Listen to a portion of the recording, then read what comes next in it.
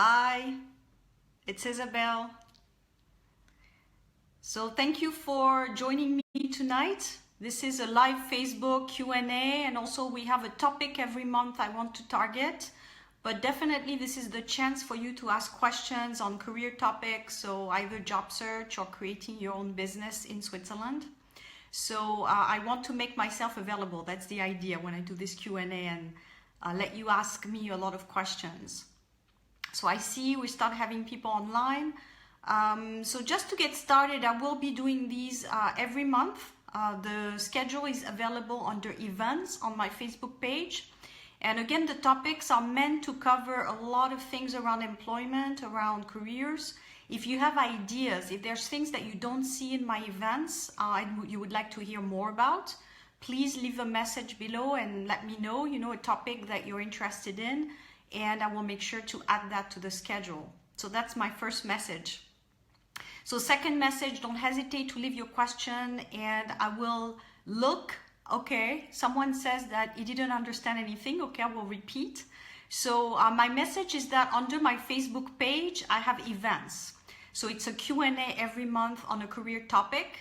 So if you see something that you don't see, basically, if you don't see your topic under my events, make sure that you leave a topic, a career topic under this Q&A today. So for example, you'd like to hear about a Swiss CV, which I will talk about next month, or cover letter, or how to talk to employers, potential employers. So just leave that below and I'll make sure to do a Q&A on that topic. So today the topic is about how to develop your social media. So there's basically three parts in today's session. The first thing is about creating a profile, then about engaging on your profile, and finally it will be about how to network. And I've done 3 videos already on the topic on YouTube. The third one will be available on Monday for Monday Motivation. So the first thing I want to talk about the subject of networking and social media. It's still very new to a lot of people. So it's something that is not necessarily automatic or natural for most. If you're looking for a job and you want to grow your career, probably for you, you're not quite clear on how you should go about it. I mean, we're still with the resume and the cover letter, which in my view, and I talk about this a lot of times, is quite old-fashioned. The way you find jobs now, I see a comment that says you speak French. Yes, I do, but I do my Q&A in English. So, maybe we can talk offline and you can ask your questions offline in French. But for this video, it's all in English. So just as a side comment. So yes, in terms of how do you create your profile, it's very important in today's age that you have a profile online, because that's how employers will find you. So the first part of this Q&A tonight on the topic of social media is that you should, or I would recommend that you have a profile. So now you're going to say, well, which one? There's so many things out there: Instagram, Facebook, LinkedIn, lots of options basically. So definitely for career purposes, I would really recommend you pick LinkedIn, because it's the social media for job search or for growing your career. However, depending on what you do, other social media could be of value. So I find that Facebook could have its value. Instagram, if you're someone that's designing things or you have photos to publish, it shows your work. So that's why it's a strategy based on your job. And this event tonight is a broad event, so I'm covering the topic in a broad manner. But when I work with individuals offline during sessions, of course, we target more on your particular case and I build a strategy around your particular case for your job search. But tonight I want to make it broad so that everyone can relate to what I'm saying. So the first thing is really about defining your profile online. So for example, you'll say, okay, I'm looking for a job. I want to grow my career. I have a position right now, but I want to grow my career. It would be to create your profile. So this is a way that recruiters can find you much easier than if you just reply to a job ad you see once in a while. So I would start with LinkedIn, because that's the main one that's used for job seeking purposes.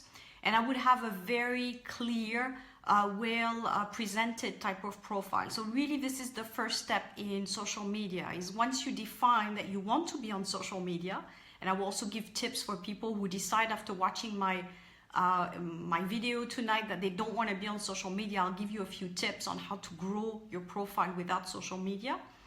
But the first thing would be to create a profile on LinkedIn that's very clear and very easy to understand. So the first thing I really recommend is for people to create a profile with a nice photo. So you should definitely have a photographer take your photo. I don't recommend that you pick something from your holidays or anything like that. You want to have a nice professional profile with a nice photo. The second thing is really to work on your header. So the header is the line that people see once they look at your profile. So for example, a lot of people, what they do is they just post their last job if they're looking for work, or they'll post the title that they use. So for example, marketing specialist or accountant or supply chain manager or something like that. Unfortunately, this is great, but at the same time, it's not something that's really going to be searched by recruiters. The reason being, when people buy a package, recruiters, when they buy the LinkedIn resourcing package, recruiter package, there's keywords that they need to put in to find profiles. So what recruiters will do, and this is actually explained if you do the LinkedIn training on how recruiters look for profiles, they actually need to pick very, very specific words. So you know, as a recruiter, if you put marketing or supply chain, you will get tons of people, and you want to really be narrow. So they will probably pick something like supply chain in this particular industry with a city name, etc. So you need to make sure that your title is very easy to find. So really think about where you live, maybe something extremely specific. So let's take the example of marketing. Marketing is very vast, but maybe you're someone that's really more on branding, for example. So that's what you work on, is really branding for small companies. So instead of putting marketing, it would be more valuable for you to put something like branding for SMEs or for small businesses. So people can immediately see how you could bring them value. So this is just an example of what you should put in your header, something extremely specific that's going to really target where you want to be seen. So that's how you get the traction that you want as someone looking for opportunities at large. Leading me to a second thing, because I just mentioned the word looking for opportunity. What I find with social media, especially on LinkedIn, is that people will put as a header, I would say 1 time out of 2, looking for an opportunity or seeking an opportunity. This makes you look like someone who needs something. So you're already putting the power on the person that's actually searching for the resource by saying you need something. So rather than needing something, you're offering something. So you're saying, I have this experience, I help you with your branding for your small business. So already you're providing value, as opposed to I'm looking for an opportunity in branding. You see the difference? So in one option, you're proposing something of value. In the other one, you're actually saying you need something. And most people won't really be attracted to people who need things, rather people who offer things. So it's just a little bit of the positioning that you pick when you're looking for a job and you have to create your profile, is how do I build my profile so that people see me as someone of value. So I do work on this as well. Also for the resumes, how do you put all your value in your resume so that people want to call you and ask for an interview? So it's really about providing the value that people need. The specific keywords that you pick will help find each other. So you're looking for the recruiter or the company that needs your skills. So to help with the matching, you should really work on those keywords so that the matching happens. And really more and more now, social media, whether it's LinkedIn or anything else, especially on job boards, everything works with algorithms. So it's really a black and white type of thing. So for example, you're looking for branding for small companies. Someone is saying, I want branding for small companies, and it matches automatically, and you get pulled that way in searches. So it's really looking at a little bit more from an IT perspective, so that you get pulled when a recruiter needs specific things. So it's thinking a little bit like an algorithm, is what kind of words should I use to be attracted, to be pulled when someone searches. So I see a question from Racela Borto, sorry. You're so right, never thought of that. And in my description is written looking for, which seems quite desperate. Well, you're not the only one. I mean, I wouldn't feel really bad about putting looking for. I would say, again, probably over 50% of profiles I find when I'm looking on LinkedIn have this looking for or seeking or needing or all these words that make you look really needy. So it's not something you should, find that there's something wrong in your profile. It's just learning. You're learning to be a better marketer, basically. And social media marketing is a job by itself. So most people, unfortunately, they go at it. They try to do their best. Maybe they follow advice from friends and family. It's a real job to have a good profile online. It takes a lot of research also to find out what other people are using. And what I also ask people to do is to find similar profiles as theirs. So let's say I'm keeping my branding in marketing example. So you're a branding specialist. Look at people in your market. So let's say in Geneva or in Zurich or wherever you are, what are people using as keywords? That gives you an idea, because you will find other people, how they present themselves, and then you make a decision of what you want to pick for yourself. So I do that as well. When I look at what people do in career development, I say, oh, I like this thing. Yes, I don't like this. And I pick and choose a little bit everywhere. I mean, we all get influenced by each other. So you will find people who have a lot of traction to their profiles on LinkedIn. What are they using? Usually they're people that know how to work LinkedIn. So they have a nice profile, they pick the right photos, they publish a lot. There's some things that keep coming back, leading me to my other part of my presentation, which is about, how do you engage with people? Because having a nice profile is the first thing, and then you need to engage and influence so that people get interested in what you do and then want to basically add you to their network, ask you questions, and basically, engage with you, I guess, summarizes it. But really the header and the photo and the banner are the first three things that people will see usually. And then if they're more interested, they will go down and look at your experiences, which is another thing you need to do properly. On LinkedIn, it's not another resume. So what I tell people is you have to build a story of why you are looking for a specific type of position right now.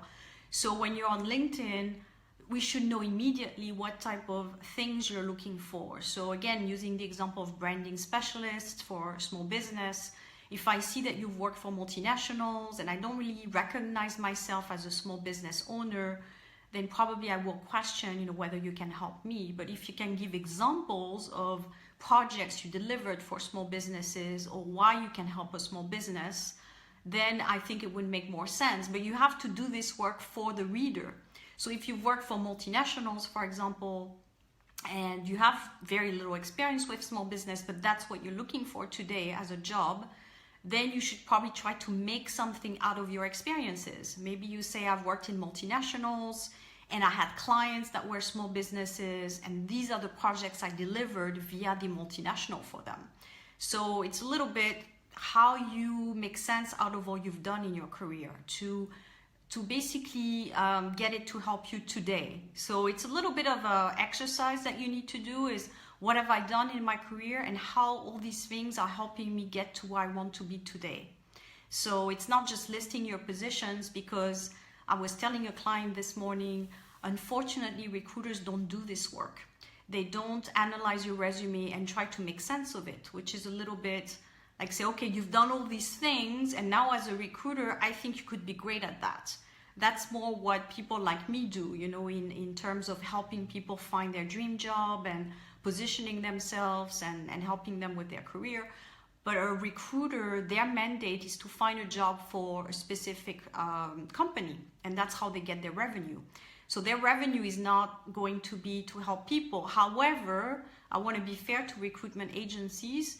They do sometimes have a department within their recruitment agency that specializes in career development or coaching and so forth. So some of them offer that service as well. But if they don't offer it, it's not something they will do instantaneously. So when you send your resume to them, It matches their open request or it doesn't. It's very much a yes or no type of thing. So they can't really take the time to really look at your resume, your experiences, and say, oh yes, because in 1999 you worked on this project, so I think today in 2017 you would be great at this. This is not the type of mind that will, not the type of thinking that they will have time to do. So it's up to you to create, to make it easy for them to read. So if you've done something in 1999 that you think you could apply today, you need to state it exactly. So you need to actually write it down.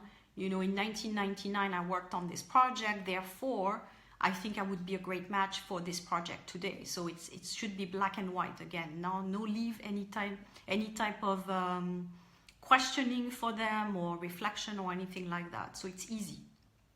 So really think at it as, I want to make it as easy as possible for the reader so that they don't have to think.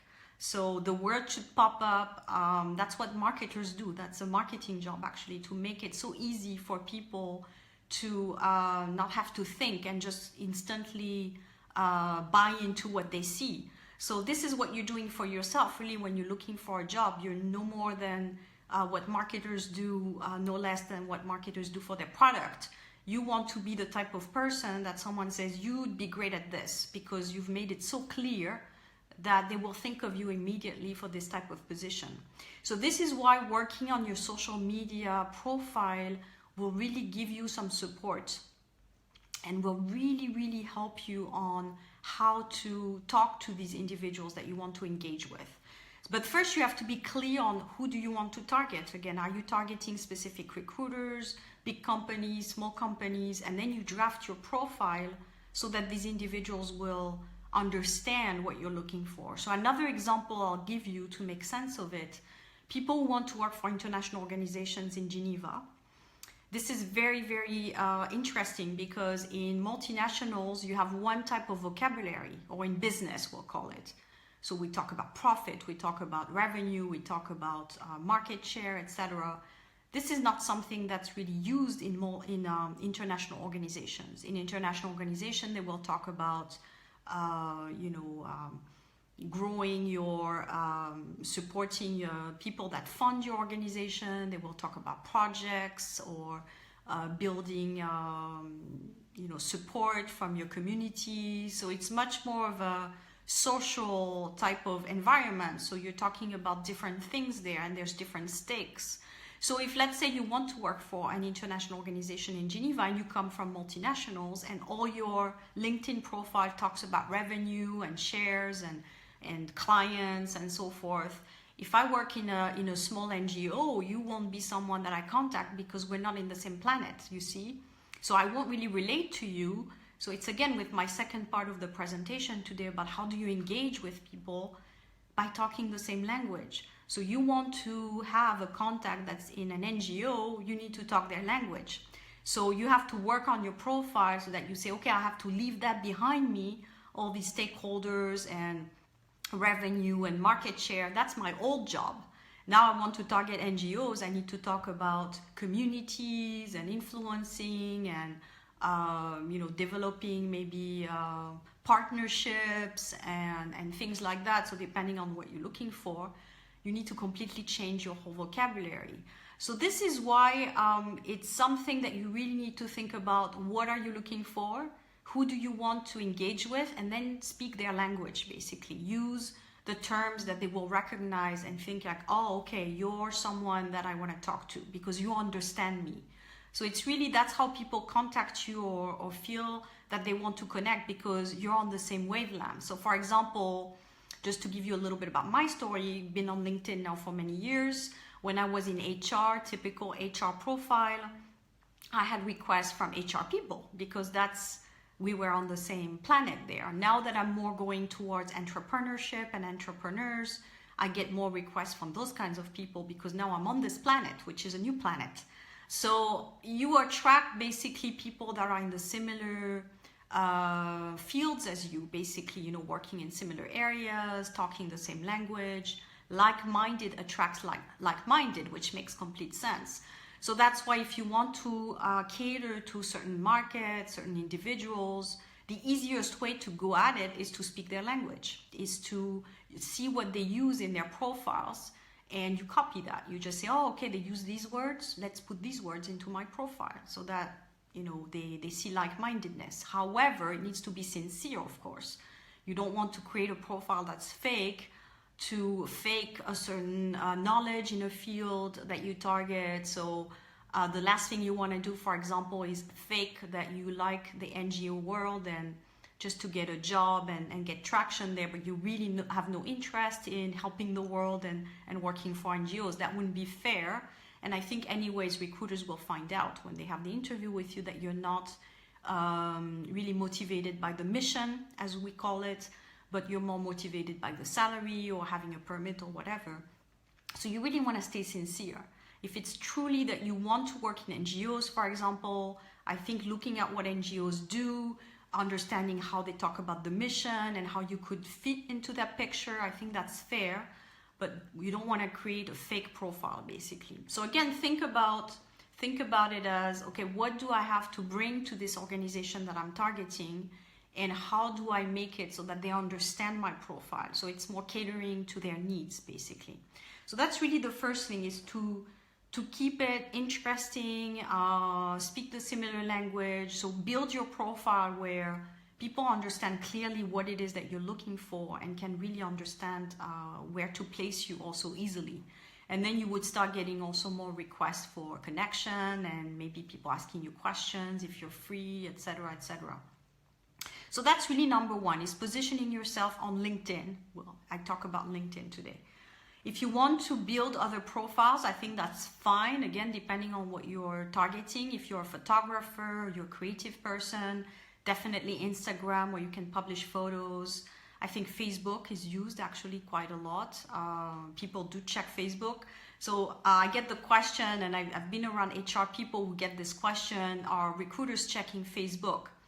I always say it's better to be safe than sorry when you're looking for a job, because you don't know what people will check.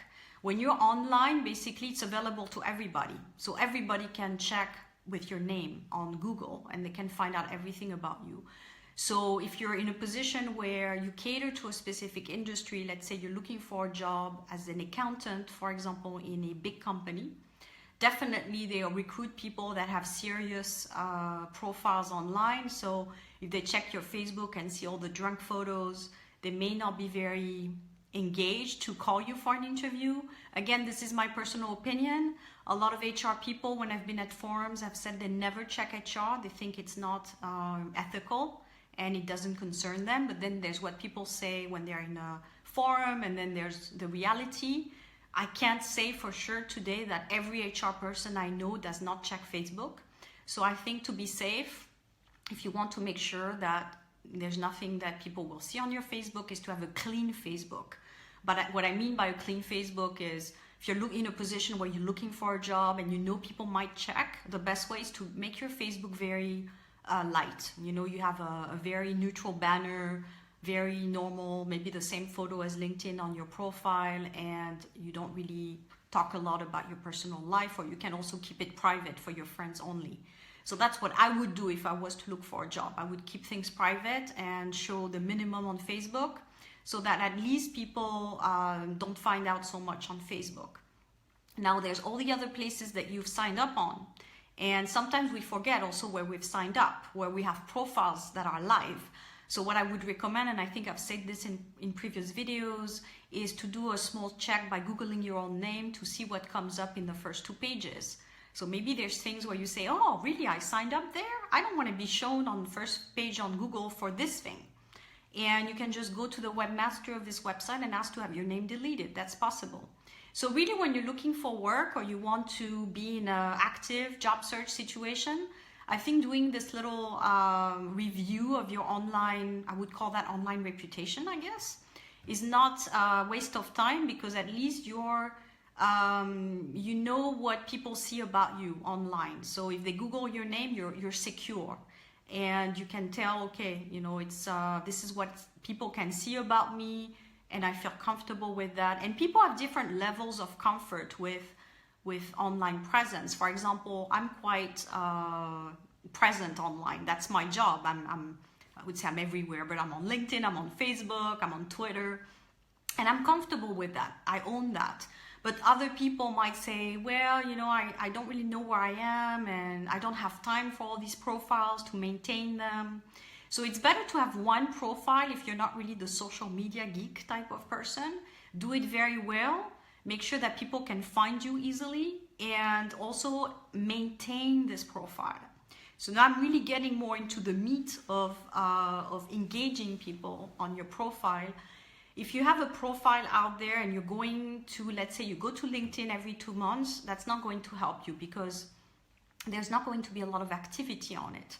So once you have a profile you're happy with and you're content with what you have on there, you really need to maintain it to have traction on it. So you have to publish things, have a lot of people that you add, so that you can see, again, there's some activity. And that's really the part I find that people have difficulty with.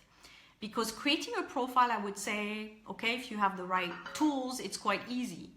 But what becomes more difficult is then, okay, now I have my profile up, what do I do? You know, what type of activities do I do so that people can find me, so that I start getting messages from recruiters for my next career opportunity?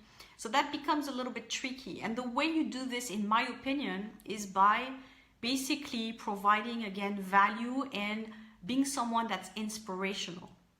I think that people now, if you look at where people go and where they find their information, they look for inspiration. They look for websites or profiles where they can read things that make them feel better about themselves, that make them feel that, wow, there's a light at the end of the tunnel.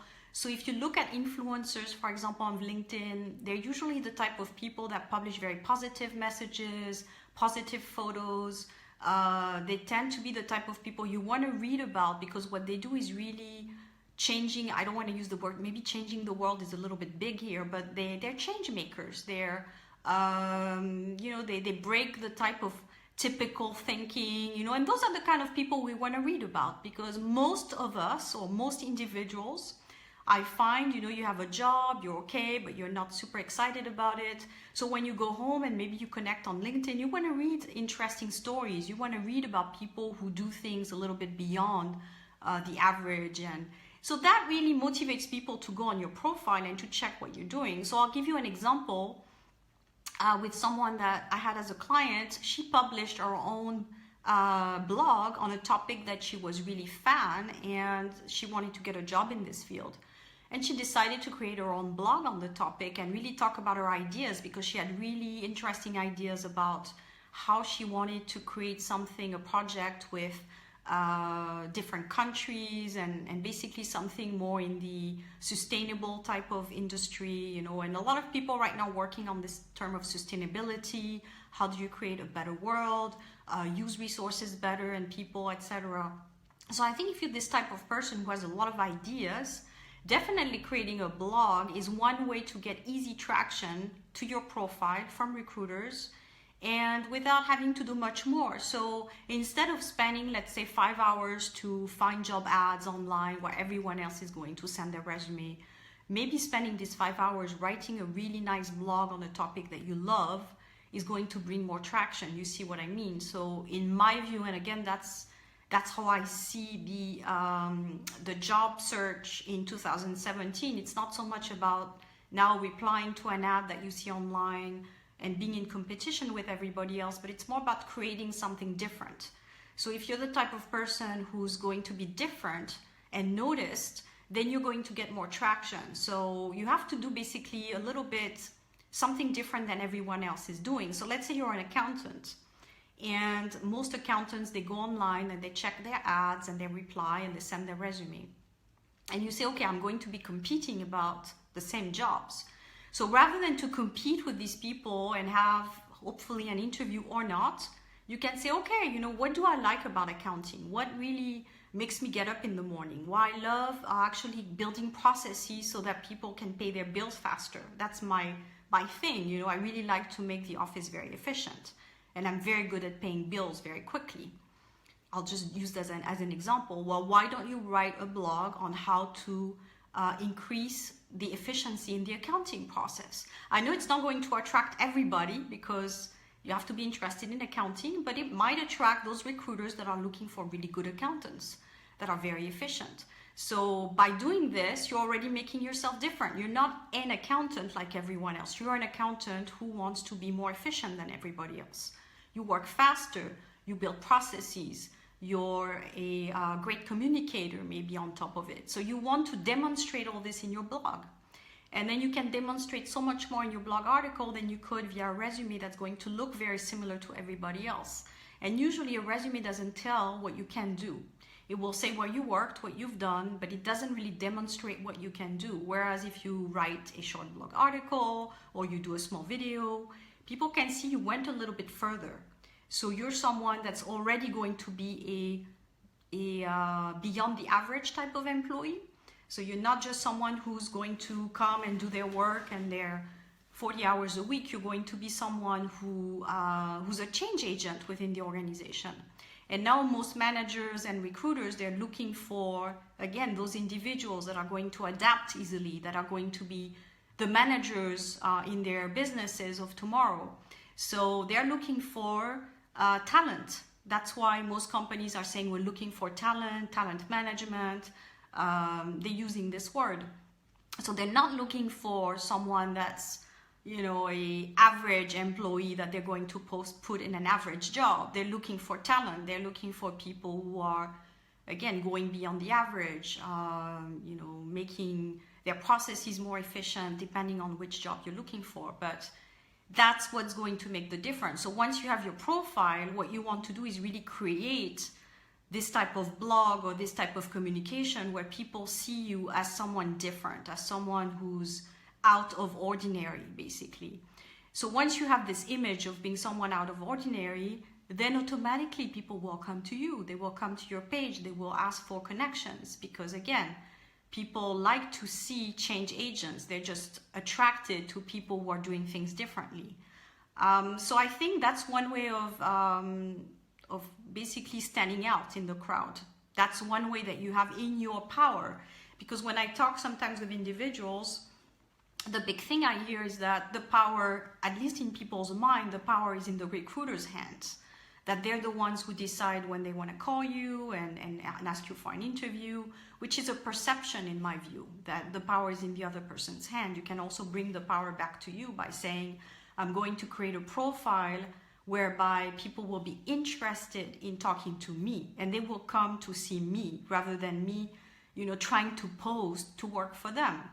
So it's a different way of looking at it. And I think, again, most companies need you. They need talent.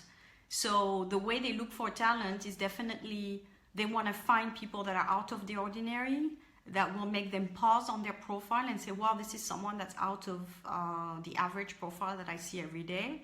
And that will make them want to call you or at least ask you for an interview. So that's one way. Another thing that works very well is to see who's looked at your profile. So this is something that a client shared with me. It's a tip she shared, and I thank her if she's watching this video tonight, or maybe she will watch it on replay. She shared with me that it worked very well for her when she actually went to see who viewed her profile and contact these people directly. So if you're on LinkedIn and you see, a couple of people looked at your profile, but they didn't take any action, one way is to actually go to them and say, I saw that you looked at my profile. Is there anything you're interested in knowing more about me? And that's how you start engaging the conversation. And she said she had interviews after this exercise. So again, once you have people coming to your page, you're not so much into the looking for, because people will visit your page and then it's automatic attraction for you. And then all you have to see is who is coming to my page. And that gives you also an idea of potential companies for you. Because if let's say you have multinationals that come to see your profile, well, that means you're attracting multinationals, and that's where you should find a job. If you have more small businesses coming to see you, mid-managers, etc., then that shows you're attracting more mid-management. So the first question you should ask yourself is that what I want? Is that working the way I want? If yes, then great, your profile is working well, you're attracting who you want, it's perfect. If no, then that means you have to change your profile. And I get that from clients as well, where they're not necessarily getting the type of people visiting their page that they want. So there's a little bit of everything also on LinkedIn. So you should think about, how do you position yourself on LinkedIn?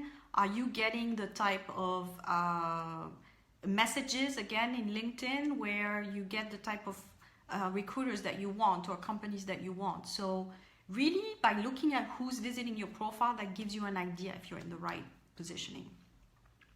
So that's one thing. Building a very inspirational profile, posting a blog is a good idea. Posting videos, of course, it's a different exercise there, and some people are not quite comfortable with it. But really, I think the blog is the base. It's really something easy. Now you can publish on LinkedIn very easily in 2 clicks. It's one way to show your competence, whether it's in finance, in marketing, in supply chain, wherever. Easy way to show your competence is to write about it. So that's what I would recommend. The next thing I want to talk about, let's check first if there's any questions before I move on. So I answered the question about the looking for, definitely wouldn't put it. Anything else on LinkedIn before I move forward? Okay, so the next thing is about how do you then work your network on LinkedIn. So once you have basically some traction, and let's say people visit your profile and it's getting started for you, the one way you do it is by adding people that you met in events. So that's why for me it's important to be out as much as you can if you're looking for a career change or better career or what have you, is to actually be outside, because I think you can only get the good contacts by meeting them in person. You will have people coming to your profile, but A, it's not necessarily going to be the type of people that you want, and B, the network is a little bit weaker in my view because you haven't met in person. So definitely the in-person contact, and that's how I built my 3 series video, where I said first you meet the person live, then you follow up on email, and then in the phone or in person, depending on the outcome there. But really the first stage is in-person meeting. So if you want to develop your network on LinkedIn, I would really strongly recommend that you go out and try to meet people that then you put on LinkedIn or you invite on LinkedIn. I have a question from Andrea. What about your profile picture of your LinkedIn profile? Could you please tell us some tips about it? Okay, Andrea, you probably came a little bit after I talked about the photo, or maybe I didn't say enough. But anyway, so the photo on LinkedIn should be a professional photo. So it means that I would recommend to go to a photographer. I think there's packages now that you can purchase for a shot for LinkedIn, and then you could also have a few other photos that you can use also for your resume and other things. So now photographers offer a full pack where even they give you a few selection that you can pick, and they can do something very professional. They have the right lighting, and you know, they're a photography a studio, so they will have the right lighting. They will have you come in a suit, put your perfect profile forward on the camera. I mean, that's their job. That's what they do for a living. So they will do a very nice photo of yourself, you know, professional photo, and that makes a big difference. If you're on LinkedIn, you want to make sure you have a nice photo. So go to a photographer, work through with it. Yes, I found your video a bit later. Sorry for that. Yeah, so, but I didn't get into detail. I just say professional photo. But if you contact a photographer and you say, I want a headshot for LinkedIn, they will know what to do. They will know, they will offer you options. I think it's more and more the case now where people get professional headshots. So they will help you through it, no problem. So that's the photo. So going back to the in-person meetings and how you grow your network on LinkedIn. So the first thing really would be, no problem. Thank you for asking the question. So the first thing would be to actually sign up to as many events as you can. And I know I keep repeating this in all my different videos that I do, but it's really the way, in my view, to get traction fast. So when people meet you in person, it's a different flavor also. They know you, they met you, so they know what you're about. It's not just a profile, and sometimes you're not even sure it's the actual person behind it. I know it happens to me all the time. People I'm not sure if the photo, and I know I went to a photographer and they made it look very nice. So they wonder if I'm actually someone that exists, and I say yes, I'm the profile that you see, and I exist. It's quite funny, but yeah, photographer can make you really perfect skin, and so for women it's great. But at least it's something that you can feel comfortable with. You know that you have something out there that you're proud of. Nice photo. To me it makes a difference.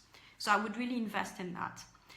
So when people meet you in person, it's very important that you keep in touch via a card. So I would recommend that you keep a card with yourself. So business card or even a contact card. If you don't have a job, it's okay.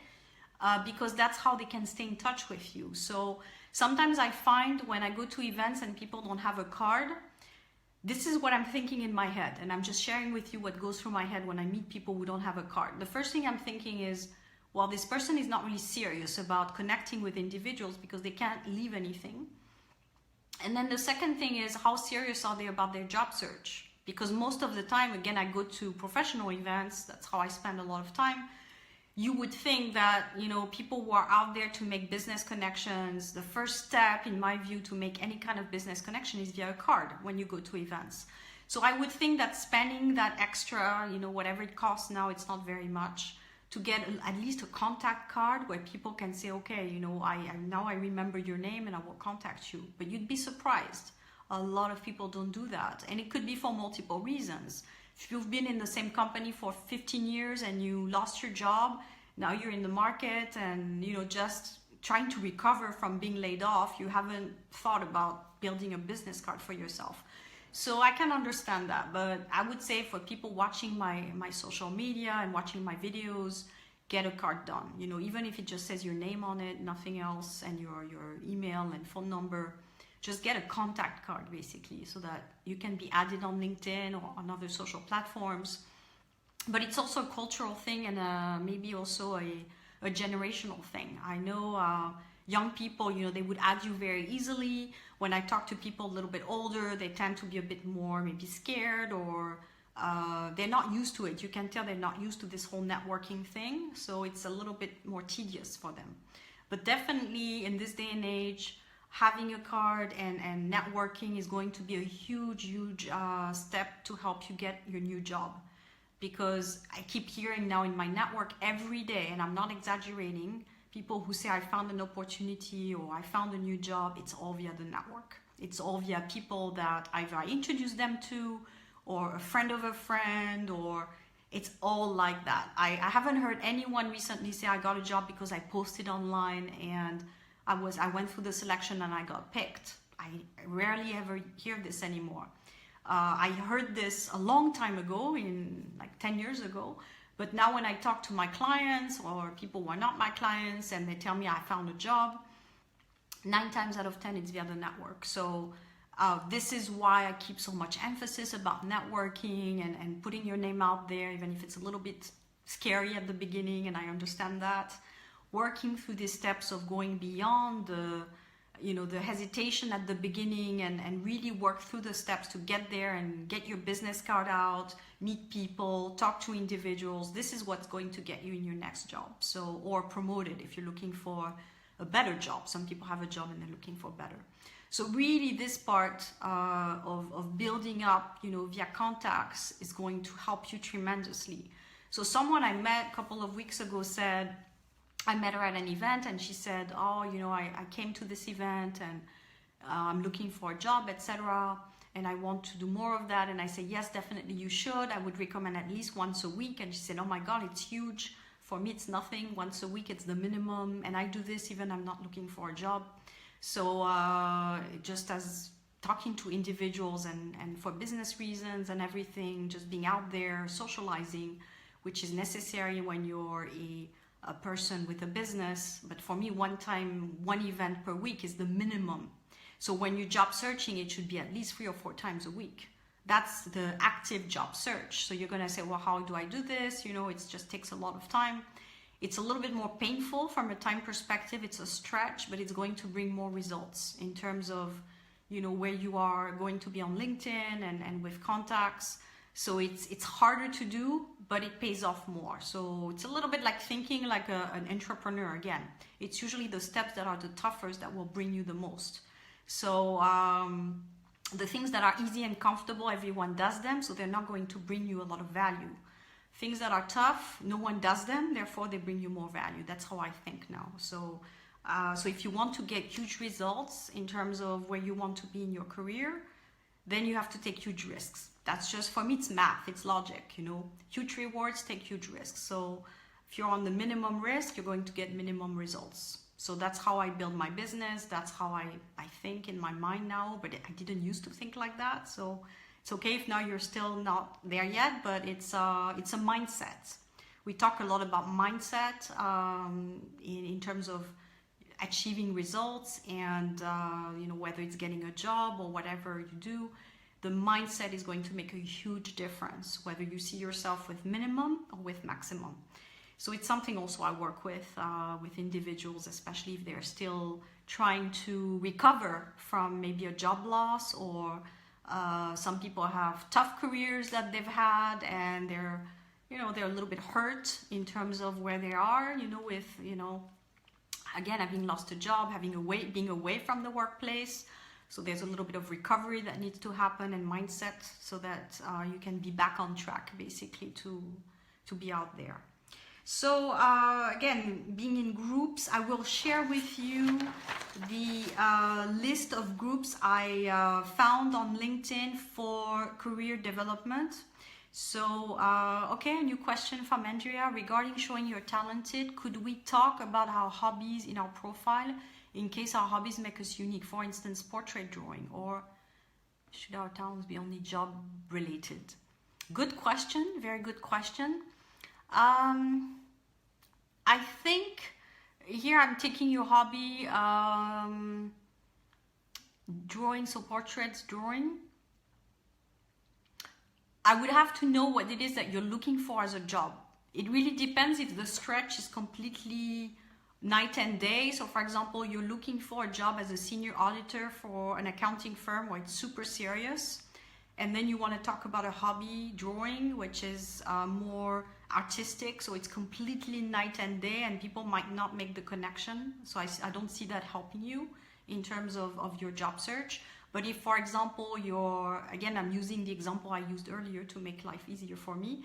If I use the example of the accountant that's very good with processes, and maybe they've built something as a hobby where, you know, they've created maybe a group of individuals, and they've created the treasury for this association, for example, that's linked, you know, that's showing their skill there.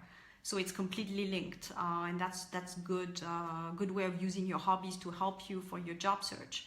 But again, is it really something similar? So portrait drawing could be great if you're a branding specialist, or marketing. Okay, I can see that. Marketing, yeah, if you're in marketing, you use images, you know, you're good with visual things. I think that could help. And maybe you can work that through as well, where you can explain how creating a unique image for something is going to help the brand, you know. So I think you could definitely link your talent for drawing with your job search in marketing, for sure. That's a good example, but you would have to think of a way to introduce it. And a lot of people who write books in marketing actually have very artistic type of covers on their books with drawings and things. So yeah, definitely it's related, or for branding. So yeah, good example. If you have hobbies that are linked, I would say that's helpful. So I will share with you these groups below on LinkedIn. There's Expats in Geneva. I'll just mention them also here. Expats in Geneva, Swiss Romand Jobs, All Switzerland Jobs, Jobs and Careers in Switzerland, Job Seeker Switzerland, Swiss Jobs. So they're all available on LinkedIn. So join these groups so that you can see what other people are talking about. But again, it's not enough, because usually in those groups, you only have people like you looking for work. So it's good to also be in professional networks. So if you're in marketing, you want to find specifically groups for marketing specialists or for finance specialists. And you can just type on on LinkedIn, you go on the groups and you type marketing groups or finance groups, and they will pop up in your region. So it's a little bit of research to do to find groups that are interesting for you to join. And then you get also notifications if they're doing events, things like that. So that's my other message is join groups, very important on LinkedIn. And then nurture your network, meaning that you don't want to just have one interaction with a person and just say, okay, you know, they don't have a job for me, bye, that's it. You want to make sure that you keep the contact. Maybe this person cannot help you at this time, but maybe in 6 months they can have something to present to you. So you want to make sure that you keep the conversation open, and you keep, again, it's called engaging with people, and keeping the communication open, so that you can have maybe different types of exchanges throughout the year. And you know, that's how people do it. They tend to have a very good qualitative network that's there for them, and then when they need it, usually those people, because they've been people that you're in touch with a long time, they are more inclined to reply to you. However, if it's someone that you met on Monday and you're already sending them 3 messages to ask if they have a job for you on Tuesday, they're probably going to think, well, they just want this one thing and that's all they're interested in, and they want to use me basically. So be careful. I say this in my video also on Monday Motivation, how you engage with people. Make sure you don't immediately want to connect for a job, for looking for a job type of thing. You want to address, you know, in a more personal way, make them feel that they're you know, valued in your network, and it's not just about the job search. That comes and goes. So you want to build a network for the long term. It's you've probably heard the phrase, your network is your net worth. So think about see long term with these people. You know, they're people that you want to stay in touch with a long time and exchange information with on a regular basis. It's not just a one thing where, okay, I want a job now, you have it, yes, you don't have it, no, okay, bye, you know, you're out of my network. You want to keep them, you know, engaged. And you know, what I do basically to do this in terms of maintaining my network is to send people information without being asked. So when you know people in your network and you know what they're looking for, you can, you know, share an article, maybe send them a link to something. I do this regularly where I say, oh, this link I'm going to share with so-and-so because I know they're interested in this type of business, or this is just something you send, you know, out there, and it takes you a couple of minutes. And, you know, people will be like, yeah, it's great. You know, I received this from Isabel. And then maybe 6 months later, they're like, oh yeah, I found this for you. And they send it for me. And it's just doing things for each other without expecting anything else than just helping each other. And then maybe at some point we meet in person, and then maybe, you know, we talk a little bit more, and you never know basically what will come out of it. But the idea is really not to, I would strongly discourage people to engage for the short term and to pick people based on title, which I said already before. So to just pick someone because they're the CEO of a particular multinational, or that doesn't really work very well. To pick people based on their status.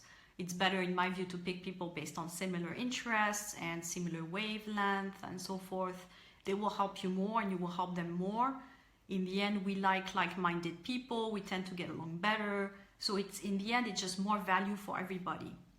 So I never ever pick someone based on title. It's all about connection and like-mindedness and special interests. And that's why everyone, I would say more or less, and I have quite a big network on LinkedIn and many other places, they're usually people that, you know, are quite helpful, and I help them, they help me. So it's all about, you know, creating more value for everybody. I think that leaves my Q&A today on the topic of social media with this phrase. It's really bringing more value for everybody. I think the reason why Facebook was launched at the very beginning was just to create a close network between college students so that they can communicate with each other and comment on photos. And now it's this huge thing that's bringing millions of people. So that's how network should be. It should really be about what you want to bring to the world and what value you're creating. And then people will reply positively to that because they'll see that you're doing something for others. And that really motivates, I think, human beings. So it's really looking at it the broader way, you know, is what it is that I'm putting out there that people will resonate with and say, oh, you know what, I like this thing, or I like this blog article. And they will start, you know, really sharing with you and engaging with you. So that's my last phrase for the night. Thank you for your questions. I think they were really, really interesting. And that said, if you think about something, maybe you watch this video or you watch it on replay, you are welcome to put a question below and I will answer. Maybe not tonight because it's getting late, but tomorrow if I see a question, I will answer. Also, you're welcome to check my other social media. So I do offer packages. I have one for career coaching where you get some private coaching with myself. You get also videos online with a lot of materials and also support with networking, which is quite important, as I said before. And then I offer also coaching on demand, so you can book some time with me as you need it. And that's it. So feel free to send me a message if you want to know more about how we could work together or how I could support you with your career development or career changes and so forth. And I'd be happy to explain how I work and everything. So again, thank you, and don't forget to sign up for my next Q&As. They happen every month, and I believe the next one is in 2 weeks, and it's about building a Swiss resume. So that's definitely something you have to do if you're looking for work in Switzerland, and I will give you all the different features that makes a resume a Swiss resume. So again, have a good night, and I will talk to you soon. Bye-bye.